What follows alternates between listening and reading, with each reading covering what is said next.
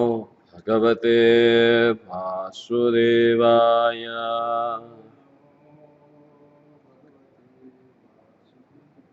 नारायणं नमस्कृत्यं नरं चैव नरोत्तमं देवीं सरस्वतीं व्यासा ततो जयमुदीरये। नष्टप्रायेषु भद्रेषु नित्यं भागवत सेवया भगवति उत्तमा श्लोके भक्तिर्भवति नैष्ठिकी। कृष्णाय वासुदेवाय देवकी नन्दनाय च नन्दगोपकुमाराय गोविन्दाय नमो नमः। Reading from Srimad Bhagavatam, Canto 3, Chapter 4, text number 26. Uddhava Uvacha Nanu te tattvasandradhya Rishi Kausharavo Antike Sakshat Bhagavatadishto Martyalokam Jihasata. Sri Uddhava said, "You may take lessons from the great learned sage Maitreya, who is nearby and who is worshipable for reception of a transcendental knowledge. He was directly instructed by the personality of a Godhead while he was about to quit this mortal world." Purport. Although one may be well versed in the transcendental science, one should be careful about the offense of Maryada Vyatikrama, or impertinently surpassing a great personality.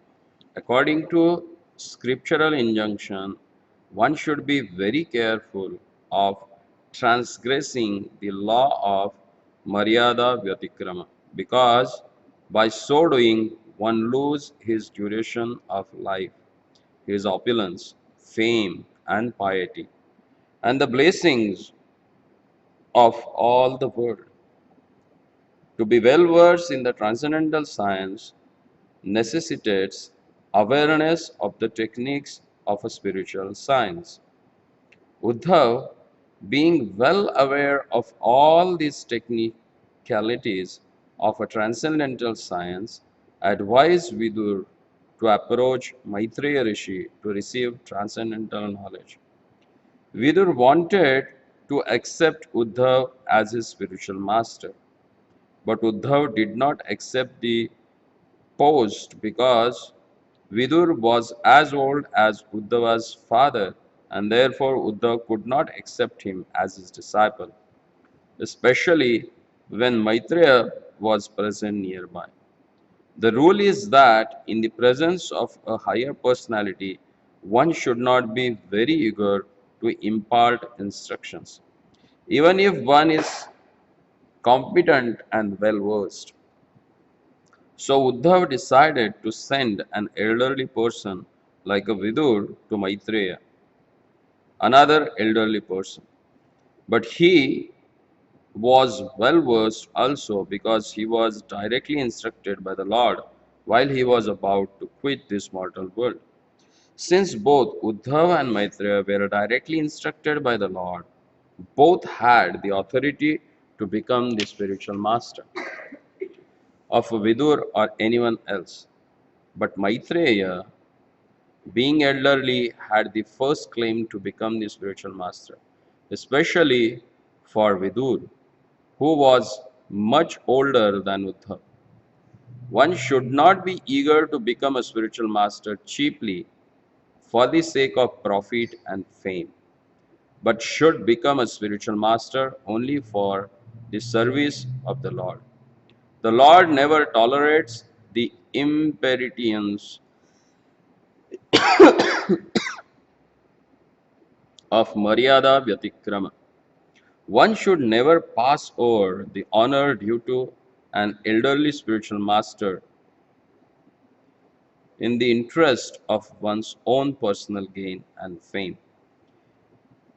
Impertinence on the part of the pseudo spiritual master is very risky to progressive spiritual realization. Om Jnanatimirandasya Jnananjana Chakshurunmilitam Yena Tasmai Shri Gurave Namaha Sri Chaitanya Manobhishtam Sthapitam Yena Bhutale Swayam Rupa Kadamayyam Dadati Swapadandikam Vandeham Shri Guru Shri Yuta Padakamalam Shri Guru Vaishnavancha Shri Rupam Sagrajatam Sahagana Raghunathanvitam Tam Sajivam Sadvaitam Savadhutam Varijanasitam Krishna Chaitanya Devam Shri Radha Krishna Padan Sahagana Lalita Shri Vishakhanvitam Sha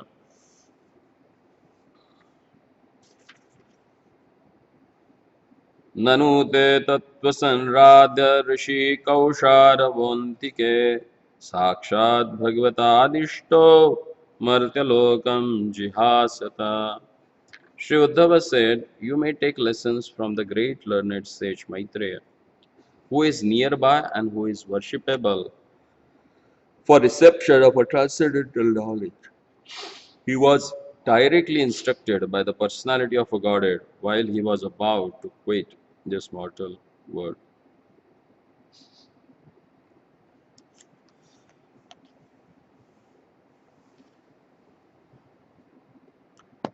The moral principle has explained here in the purport by Prabhupada, which has indicated in the verse by Uddhava. It's a common sense for a people or a person who has studied the Vedic literature that he should not speak or instruct someone else in front of elderly persons unless and until he is asked by that elderly person or given a instruction to speak about. Otherwise, that attitude is considered as a Maryada Vyatikrama. Means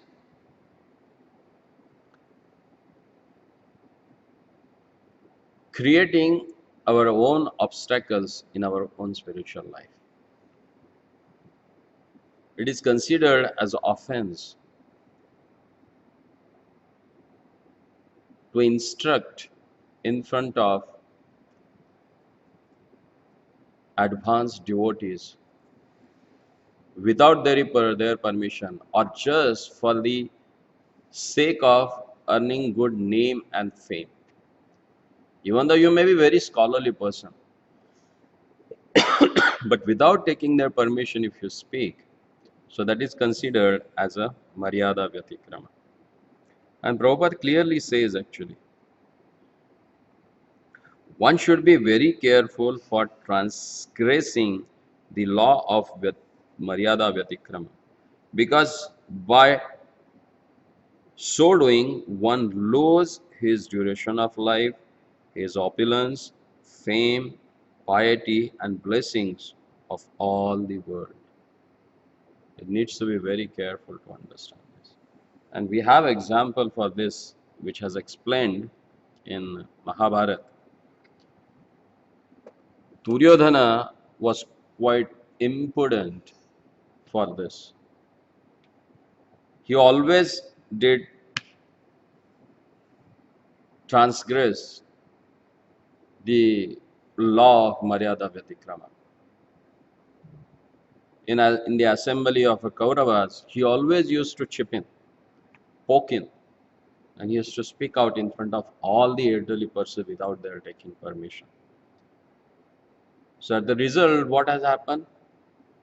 He lost his duration of life, his opulences, his glory, his fame, everything got destroyed.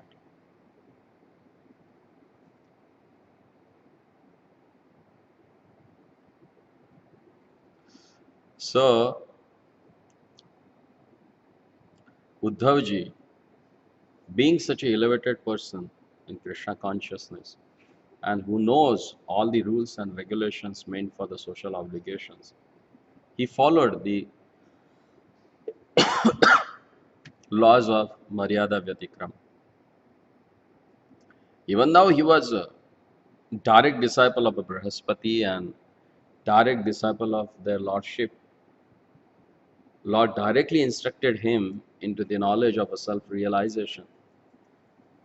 And as explained, it is considered that Kiva Vipra Kivanyasya Shudra Kena Hoy, Yei Krishna Tattva Veta Sei Guru. Irrespective of caste, creed, position, or your age, if you know the Krishna Tattva, if you know the science of Krishna consciousness, you can become spiritual master.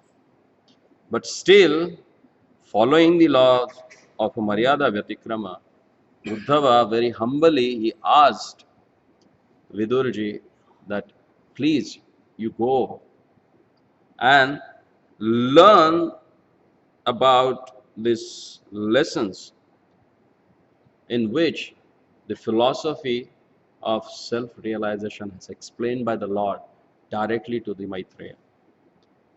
And who is Maitreya Rishi? We have read about him last week. Who is Maitreya Rishi?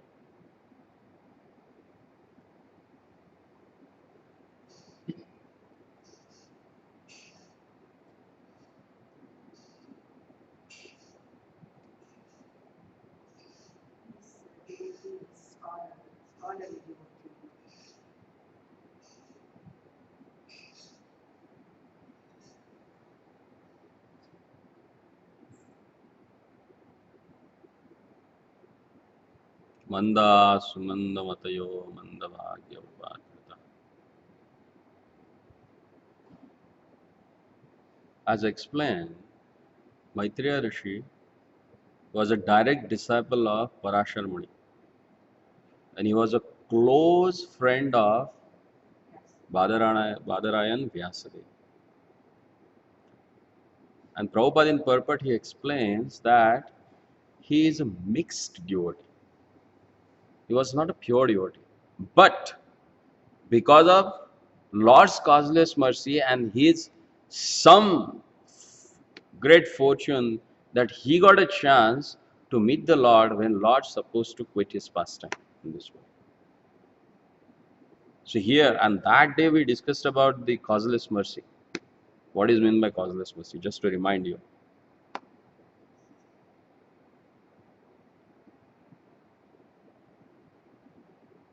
So by the causeless mercy of the Lord, he was there at the time when Lord imparted this science of self-realization.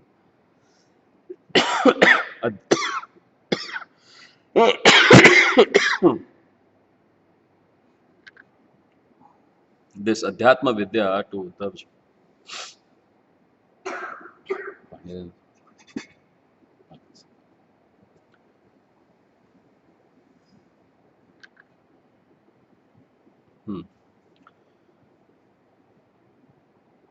So Uddhavji considered these laws of Maryada Vyatikrama and he guided Vidurji to go to Maitreya Rishi. Because Maitreya Rishi, by age, he was elder to Uddhava because he was as the age of Uddhava's father. And second thing, he was equally qualified to impart that knowledge because he got that knowledge directly from Lord. And Prabhupada says here that whoever has got this knowledge, either directly from the Lord or representatives of the Lord, they are qualified to become a spiritual master, irrespective of their age. But still, by following the laws of Maryada Vyatikrama,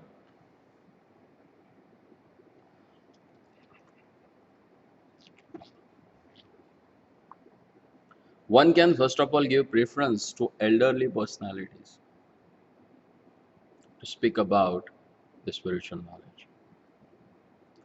And if elderly people, they give you or they ask you to speak about in front of them, then you can go ahead with that. Otherwise, as a result, you will lose your fame, your duration of life, your opulences, everything will get destroyed. And whoever has followed this, you can see the whole history speaks about that, what has happened to those people. Even Prahlad Maharaj never gave that spiritual knowledge to his father unless he was asked by him. There also he followed the laws of Maryada Vyatikrama. When Hiranyakashipu, he asked Prahlad Maharaj, my son, please let me know what the wonderful thing that you have learned in Gurukul. See, before that, Prahlad Maharaj spoke to his friends. He gave this spiritual knowledge to them. They never asked for it, but he gave it to them because all they were junior to him. And it is the duty of the person who knows about this knowledge to convey this knowledge to people who don't know about this. You are bound to give them this knowledge. If you consider yourself as their friend, as their family member, so it is your responsibility that you should give them this transcendental knowledge. So, Prahlad Maharaj has done that. But when he came in front of his father, he never dared to give him that knowledge unless and until he was asked by his father. Then we can see Shukadev Goswami. He was younger to all. Whatever 88,000 great sages, they came and sat there to hear about Srimad Bhagavatam. His own father, Vyasadevji, was sitting in front of him. His father's spiritual master, Devarshi Narad, was sitting in front of him. And another great sages who are equal to Devarshi Narad, all they were gathered there to hear about Srimad Bhagavatam. From whom? From Shukadev Goswami. There are two kinds of people who are always honored and respected in the human society as per Manu Samhita. One is Jnanavriddha and second is Vayovriddha. Vayovriddha means who is elderly by age. And Jnanavriddha means who is elderly in knowledge. Irrespective of his age. If he is knowledgeable, then he should be respected and honored by any class of people. And if they don't honor him, definitely they are going to lose their piety, their opulences, their duration of a life. See, being a human being, if you want to live in this society, then you have so many rules and regulations. And that's why nowadays people prefer more to be what? What is general tendency of people?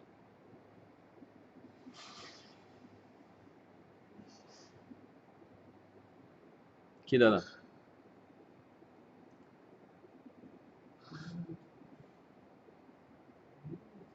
Huh?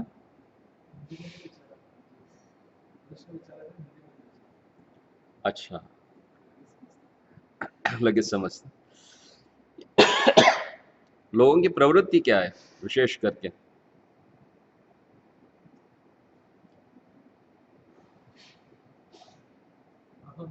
भाई दुनिया घूमे हो, कुछ तो मालूम होगा।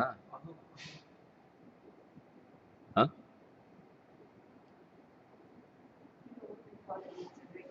हाँ हाँ, including me, everyone. They want to rebel against the rules and regulations.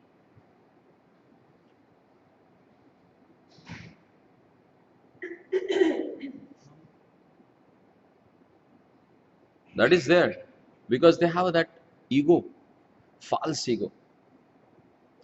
That false ego never makes them humble. It always creates obstacles. And unless and until you try to follow all the rules and regulations to become a proper human being, it's not that easy to perform a devotional service.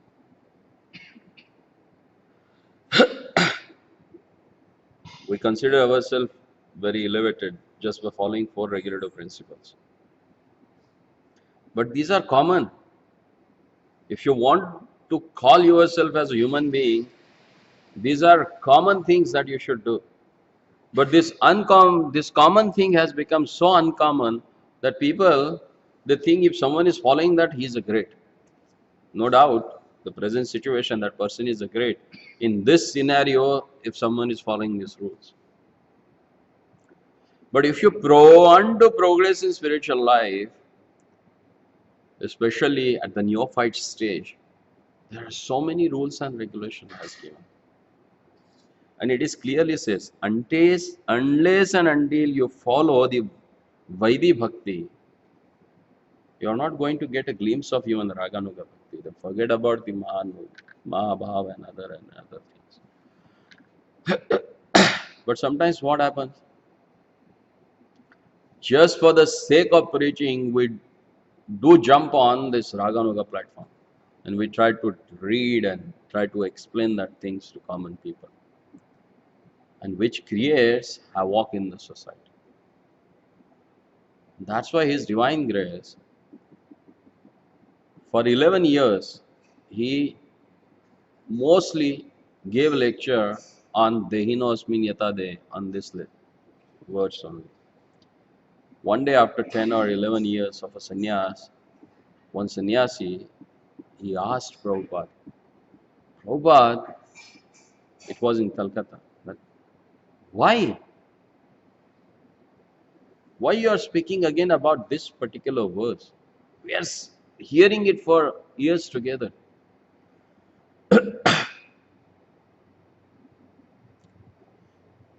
Can you speak something about Krishna Lila, pastimes of the Lord, and that? And Prabhupada said, first try to understand this.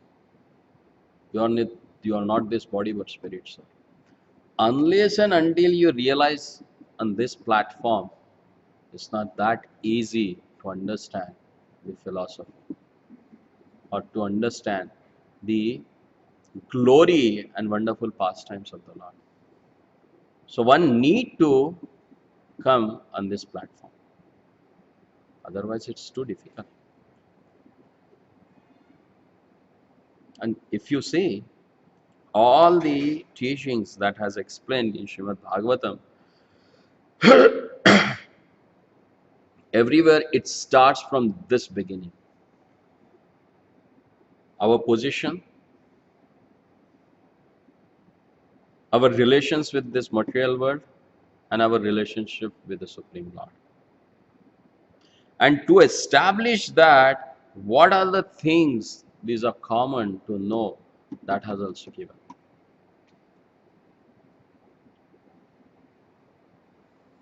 And Prabhupada clearly says here that one should not be eager to become a spiritual master cheaply for the sake of profit and fame, but should become a spiritual master only for the service of the Lord. And we have seen what has happened with the people who became cheaply gurus, who had thousands and millions of followers. Where are they ended up with now? Behind the bars. And look at the person who became a spiritual master for the service of the Lord. He is getting worshipped 24 hours a day throughout the world. Who is that?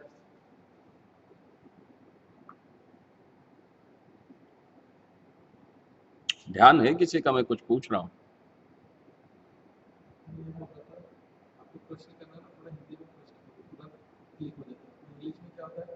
आप बोल रहे हो या क्या कर रहे हो समझ में नहीं आ रहा। प्रश्न पूछना है ना, हिंदी में, इंग्लिश में बोल दीजिए, उसके बाद प्रश्न पूछना है तो हिंदी में ही बोल देता हूँ ना। थोड़ा तो समझ में।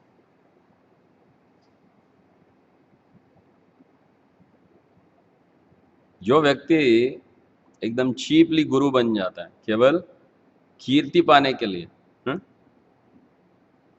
लोगों से आदर सम्मान पाने के लिए,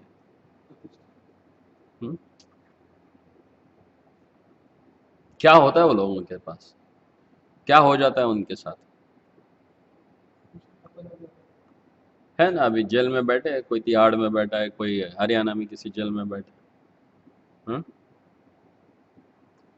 लेकिन जो व्यक्ति भगवत सेवा के लिए गुरु बन जाता है उसकी स्थिति क्या है? 24 घंटा सदैव उनकी आराधना होती है, पूजा होती है। कौन है ऐसे व्यक्ति? प्रभुपाद। क्योंकि उन्होंने अपना जीवन भगवान के सेवा कार्य में दिया। यही फर्क है।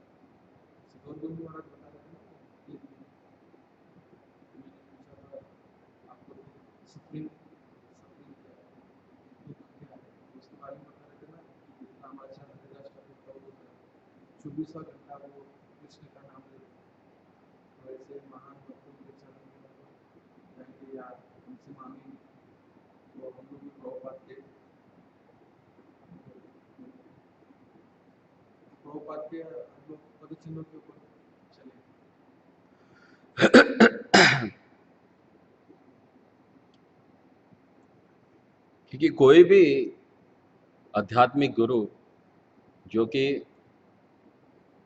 गुरु शिष्य परंपरा में आते हैं और भगवान की शिक्षाओं को प्रदान करते हैं, वे कभी खुद की स्तुति, खुद की प्रतिष्ठा, खुद का सम्मान इसके बारे में सोचते नहीं। कभी हो जाता है कैसे? जैसे कई संस्था में भी कई रहते हैं, मतलब सन्यासी हो या कोई हो, धन इकट्ठा करता है या उसका खुद का दुरुपयोग करते हैं। तो जिस चीज के लिए वो आया है, जिस वस्तु को पाने के लिए वो व्यक्ति आया है, वो व्यक्ति तो वो वस्तु तो पाएगा नहीं ना। वो आज भी उस स्तर पे है। कौन से स्तर पे? जैसे कोई जीबीसी है, कोई ये है, उसकी भी लालसा तो पैसा ही है। जो चाहिए वो मिल जाएगा, लेकिन भक्ति नहीं मिलेगी। फिर मनोवांछित फल प्राप्त तो हो जाएगा, लेकिन इस संसार से निकलने के लिए जो आवश्यक चीज है, भगवत भक्ति या भगवत निष्ठा, वो नहीं प्राप्त होगी ना। ये भगवान कुछ देते हैं तो सोच समझ के देते हैं। कोई जॉब कर रहा है, मंदिर में जॉब कर रहा है तो उसको तो धन मिल रहा है, लेकिन कोई फुल टाइम हो जैसे सन्यासी तो जॉब तो नहीं करते। कोई कोई करता फुल टाइम सेवा करके, लेकिन धन तो संचय कर। देखो, दी गई मर्यादाओं का अगर उल्लंघन हम करते हैं तो शास्त्र बताता है कि उस व्यक्ति के धन, ऐश्वर्य, कीर्ति और पुण्य, इन सब का विनाश हो जाता है।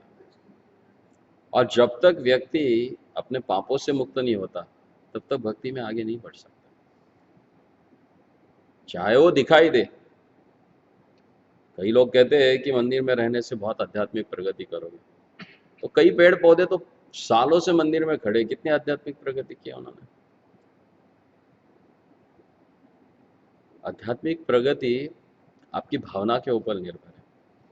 आप किस भावना से भजन कर रहे हैं। क्योंकि भगवान और विशेष करके प्रभुपाद कहा करते थे कि कृष्ण भावना ये जो है यह अंतर्मुख करने वाली चीज है, ये बहिर्मुख चीज नहीं है। या ये अंतरंग में आपके क्या चल रहा है, बाहर आप क्या दिखा रहे हो, इसके ऊपर निर्भर नहीं है। ये निर्भर है आपके अंदर क्या हो रहा है। और भगवान को ज्यादा करके रुचि रहती है कि आपके मन में क्या चल रहा है। इसलिए भगवत गीता के हर एक अध्याय में भगवान मन को उनमें लगाने का प्रयास करो करके ज्ञान बताते हैं। क्योंकि जब तक हम हमारे मन को भगवत सेवा में नहीं लगाएंगे, मन में कुछ अलग ही विषयों के बारे में चिंतन होगा, तो संभव नहीं है भगवत भक्ति में आगे बढ़ना। ऐसे व्यक्ति का फिर गति क्या है? पतन हो जाएगा। अभी हम लोग देखते थे सन्यासी या कोई जीबीसी को पैसा मंदिर का उठा लेते हैं। आपने देखा भी है ना, पिछले 30-35 साल में कहां से कहां चले गए लोग। हजारों हजारों शिष्य जिनके कहाँ है वे आज, खुद की 16 माला नहीं कर पा रहे।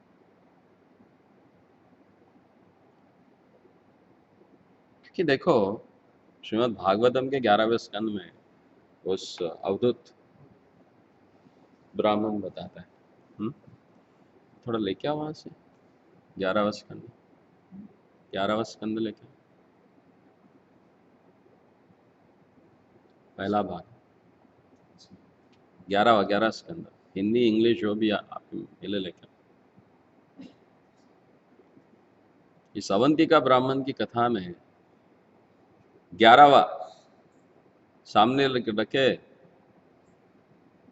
उसमें समाज के ऊपर असर पड़ जाता है। जैसे कोई घटना होती है, मंदिर का कोई है बंदा, उसने पैसा लगाया और वो उसके लिए पोस्ट पे और उसके साथ प्रॉपर ग्रीन ग्रीन कलर का है, डार्क ग्रीन। प्रॉपर करना। देखो ऐसी चीजों से किसी महान भक्त की निंदा नहीं हो सकती, उनका नाम खराब नहीं हो सकता। होता है उस व्यक्ति का, क्योंकि उस व्यक्ति के गुणों के कारण उसका पतन हो गया, संस्था के कारण नहीं हुआ। और जैसे कोई भी हम समाज बनाते हैं, संस्था यानी क्या, एक समाज है जहाँ पे सारे प्रवृत्ति के लोग इकट्ठा हो जाते हैं। जैसे मराठी में कहावत है, गावात घुसाचारी महारवाडा लागतो। तो सारे हर प्रवृत्ति के लोग आपको मिलेंगे यहाँ पे। भगवान भी स्वयं भगवत गीता में बताते हैं कि 4 प्रकार के लोग उनके पास आते हैं, आर्त, अर्थार्थी, जिज्ञासु और ज्ञानी। आर्थ माने जो दुखी है, अर्थार्थी माने जिसको धन की लालसा है, अपेक्षा है, और जिज्ञासु भी आते हैं और ज्ञानी भी आते हैं। तो केवल आपको कोई अर्थार्थी मिला या कोई अज्ञानी मिला तो ऐसा नहीं कि भगवान की सेवा में सारे अज्ञानी आ गए या अर्थार्थी आ गए। अरे ज्ञानी भी है, जिज्ञासु भी है, लेकिन आपके पास कैपेसिटी नहीं है कि उनके पास तक आप पहुंच पाओ।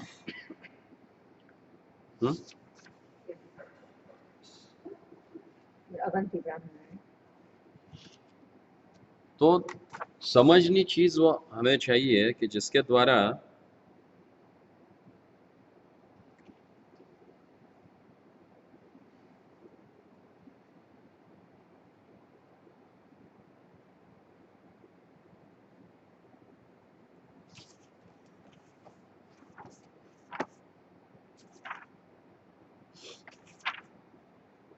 तो समझने वाली बात है कि आपको क्या चाहिए, आप क्या चाहते क्या।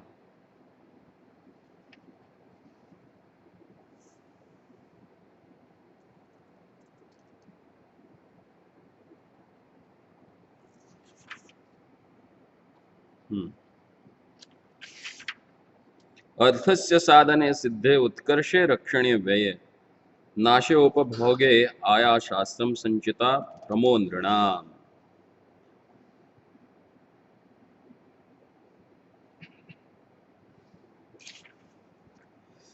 In the earning, attainment, increase, protection, expenses, loss, and enjoyment of wealth. All men experiences great labor, fear, anxiety, and delusion. अब आगे जाके यहाँ पे अवंती ब्राह्मण बताता है स्वयं कि 15 ऐसे क्वालिटीज है जो अनडिजायरेबल कहा गया है, वे इस धन के कारण आ जाती है। कौन सी है? स्तेयम यानी चोरी करने की प्रवृत्ति, हिंसा वायलेंस, हिंसा करने की वृत्ति आ जाती है, अनृतम यानी झूठ बोलने की इच्छा हो जाती है, दंभा डुप्लिसिटी, व्यक्ति दाम्भिक बन जाता है, होता एक है और दिखाता एक है। मन में धन की लालसा करके शिष्यों को इकट्ठा कर लेते, ज्यादा शिष्य बनाते ताकि ज्यादा धन प्राप्त हो, तो यह दंभ है। कामः अवांछित इच्छाएं, क्रोध क्रोध, स्मयो स्मयो माने भ्रमित अवस्था हो जाती है, फिर मद, उसके बाद भेद, पैसा आते ही लोगों में भेद हो जाता है ना। अरे भाई धनवान ब्रह्मचारी है, ब्रह्मचारी आश्रम में भी देख लेते हैं, किसी के पास थोड़ा बहुत ज्यादा धन आ जाता है कहीं यहाँ वहां से, तो व्यक्ति अपने आप को थोड़ा सा अलग समझने, हटके समझने लगता है दूसरों से। वैरम, अपने आप दूसरों से शत्रुता हो जाती है। अविश्वास, अविश्वास निर्माण हो जाता है। समस्पर्धा, स्पर्धा करना शुरू कर देते हैं, पंचतत्व मिला या आधा माधव मिला, मेरे डोनर तो पंचतत्व देते हैं, मेरे डोनर तो प्रभुपाद देते हैं, ऐसा शुरू हो जाता है। व्यसनानी, व्यसन लग जाते हैं अलग, रेड बुल पीना शुरू कर देते हैं, स्प्राइट चालू हो जाता है, पहले बिस्लरी वाटर से शुरू हो जाता है, फिर बिस्लरी वाटर से स्प्राइट, स्प्राइट से फिर रेड बुल, फिर और कुछ है तो वो भी चालू हो जाता है। क्यों? धन आया। एते पंचदशनार्थानां ह्य अर्थमूला मता नृणां तस्माद् अनर्थमख्याकं श्रेयो अर्थी दुरस्त्यजेत्। Although these qualities are undesirable, men falsely achieve value to them. One desiring to achieve the real benefit of life should therefore remain aloof from undesirable material wealth. तो आप सोचो फिर, अगर कोई किसी ने वानप्रस्थ आश्रम या संन्यास आश्रम ग्रहण किया है या ब्रह्मचर्य आश्रम में है, जहाँ पे उनके चरितार्थ के लिए धन की आवश्यकता नहीं है, फिर भी धन अगर इकट्ठा कर लेते हैं, तो ऐसा धर्म, ऐसा धन, ये अवांछित धन होता है। तो वांछित धन से ये 15 अवांछित इच्छाएं मन में उत्पन्न हो जाती है, तो सोचो अवांछित धन से मन का क्या होता होगा। हाँ? धन की तो बात छोड़ो, भक्तिसिद्धांत सरस्वती ठाकुर कहते हैं कि जीवेर लालसे इतिवती धाय शिष्णोदर परायण कृष्ण नहीं पाए। केवल जीवा की लालसा से कुछ अच्छा खाने के लिए मिले, यह भावना से अगर कोई यहाँ वहां भागता फिरे, इनके घर जाए, इनके घर जाए, ये खाए वो खाए, तो क्या हो जाएगा? वो व्यक्ति शिष्ण और उदर के परायण में रह के भगवान को नहीं प्राप्त करेगा। तो आप सोचो, ऐसा अवांछित धन प्राप्त करने की लालसा से कोई गुरु बन जाता है, हा? कोई अपने अनुयायी बना लेता है, तो क्या होगा उसका? सारे तो प्रभुपाद जैसे पवित्र है नहीं कि उनके पास कुछ भी आ जाए तो वो शुद्ध हो जाए। इसलिए मर्यादा व्यतिक्रम जो कहा गया, अपने मर्यादाओं का उल्लंघन करना, ये हर समय हमारे लिए अनुचित है। इससे आयु कम हो जाती है, ऐश्वर्य कम हो जाता है, अपना पुण्य का क्षय हो जाता है। और पुण्य क्षय होने के कारण भक्ति नहीं कर पाते। इसलिए 9वें अध्याय में 9वें स्कंद में नारद जी बताते हैं नेमि महाराज को, वो पूछते कि क्या है, लोगों में विश्वास क्यों नहीं है। और खास करके कलयुग में हम देखते हैं कि लोगों का किसी के ऊपर विश्वास नहीं रहता। क्यों नहीं रहता? अगर विश्वास हो जाए तो कली कहां से फिर? दुर्योधन तो भगवान का समधी था, भगवान के बेटे से दुर्योधन की बेटी का ब्याह हुआ था, लेकिन उसको तो भगवान के ऊपर विश्वास ही नहीं था। और वो तो साक्षात कली का रूप था। और कलयुग में अगर खास करके शास्त्र, साधु संत और भक्तों में विश्वास होना ये बहुत कठिन है। अगर आपकी स्थिति ऐसी है, आपका विश्वास नहीं है भक्तों के ऊपर, तो समझ लो कली के चेले हो। ये तो बहुत कठिन है। और बिना विश्वास से तो नैया पार नहीं होगी। जैसे बस से प्रवास करते हो तो बस का ड्राइवर जो है, हम जाके उसका लाइसेंस नहीं देखते, भैया तेरा लाइसेंस दिखा करके, हा? या जाके उसका हिस्ट्री नहीं निकालते, आज तक तूने कितने एक्सीडेंट किए। बस बैठते हैं, कंडक्टर को पैसा देते, टिकट ले लेते और आराम से सो जाते, गाड़ी शुरू होती। क्यों? क्योंकि इतना तो विश्वास है हमारा कि भाई ये ड्राइवर जो है हमें हमारे गंतव्य पर पहुंचा देगा। लेकिन वही विश्वास हम साधु संतों और शास्त्रों के ऊपर नहीं दिखाते। क्योंकि हम पढ़ते ही नहीं ना इतना, और गुरु की वाणी सुनते हैं। हाँ, ना श्रवण है, ना श्रवण होगा, ना वाचन है, ना पढ़ोगे तो चिंतन कहां से करोगे? चिंतन उसी चीजों का करोगे जो चल रही है मन में। दौड़ते रहो फिर रैट रेस, चूहे जैसे। चूहा भी दिन भर कार्य ही करता है ना, ये कोने से वो कोने, वो कोने से वो कोने, वो कोने से वो कोने, उसको तो समय ही नहीं रहता, इतना व्यस्त रहता है वो। करता क्या है आपको ज्यादा मालूम है, आपने तो 2 महीना लगाया पूरा साफ होने के करने के लिए। इसलिए भक्ति सिद्धांत संस्था को कहते हैं कृपा और प्रयास, दोनों चीज चाहिए। ट्रेन की पटरी का जो पटरी है वो ये है, विश्वास और श्रद्धा। अगर विश्वास ही ना हो तो आगे बढ़ोगे ही नहीं। श्रद्धा शब्द विश्वास कहले सुदृढ़ निश्चय। श्रद्धा हो अगर विश्वास नहीं हो तो निश्चय कहां से सुदृढ़ होगा? कहां से भक्ति में प्रगति करोगे? फिर सालों निकालो, 10 साल हो गए, 15 साल हो गए, 20 साल हो गए, बस दिन निकल रहे, दिन कट रहे, हाँ घास काट रहे हैं। ऐसी हो जाती है, काटते रहो। तो ये विश्वास न रखना ये भी अपराध है। विश्वास नहीं हो रहा है क्योंकि पुण्य का संच नहीं है। अब हर रोज प्रसाद से पहले एक प्रार्थना गाते हो, कभी उसके ऊपर चिंतन किया है? कभी सोचा है उसके बारे में? कौन सी प्रार्थना गाते हो? क्या अर्थ है उसका? कभी सोचा है वो कहां से श्लोक आया? प्रामाणिक रूप से बताओ कि आप इतने सालों से पढ़ रहे हो श्लोक, ये कहां से आया?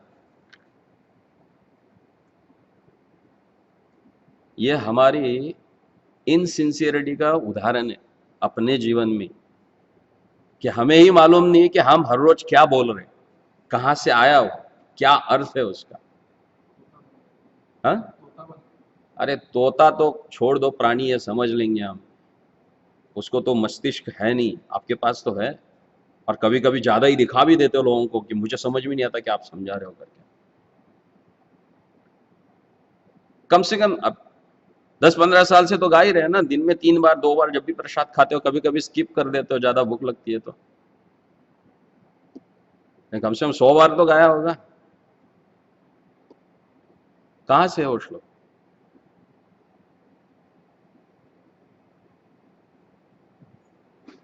भागवतम के 9वें स्कंद से, जहां पे देवर्षि नारद बताते हैं कि लोगों का विश्वास क्यों नहीं होता है साधु संतों के ऊपर। क्योंकि स्वल्प पुण्यवताम राजन विश्वासो नहीं जायते। जिन लोगों का पुण्य स्वल्प है उनका भगवान के नाम के ऊपर, भक्तों के ऊपर कभी विश्वास नहीं रहता, ना वृत्ति होती है उनके विश्वास करने। क्यों? क्योंकि पुण्य ही नहीं है।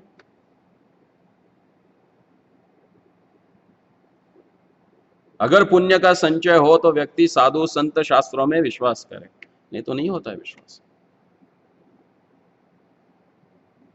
और हम सीधा पाप की तो नहीं कह सकते, इसलिए कहते हैं यहाँ पे कि स्वल्प पुण्यवताम राजा, यानी चलो थोड़ा पुण्य है इसका, इसलिए थोड़ा विश्वास है। ऐसा नहीं करते कि पापी है। शास्त्र शालूतून जोड़ा मारता है।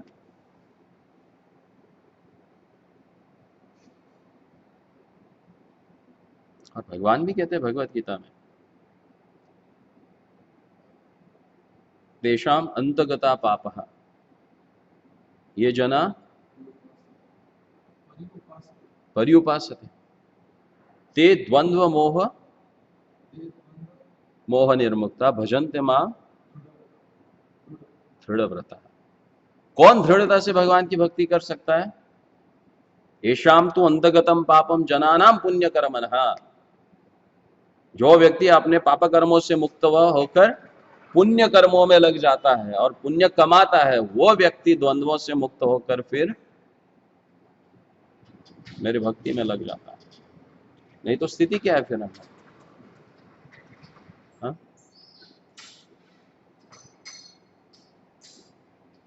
ठीक है ना दादा? क्या बोलो, क्या बताया मैंने?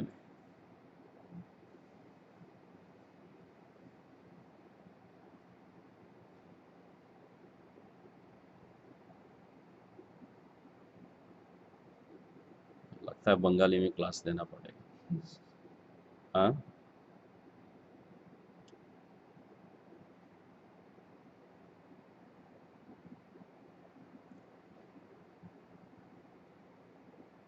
अरे भाई हमारे सामने बोलने के लिए कहा है, कई 10-12 लोग नहीं खड़े आपके पास।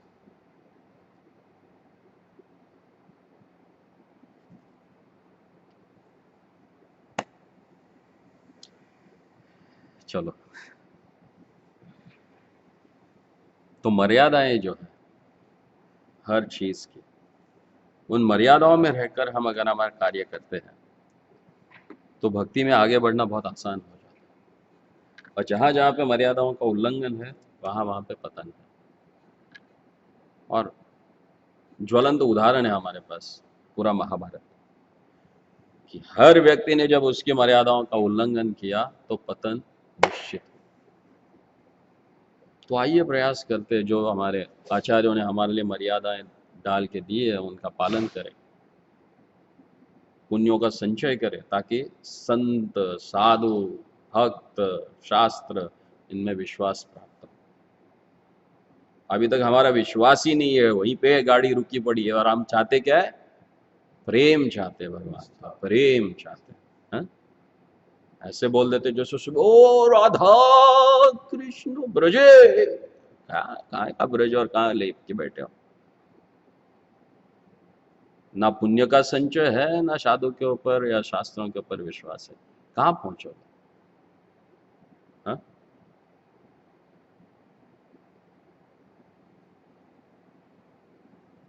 कुछ ज्यादा ही बोल दिया ना।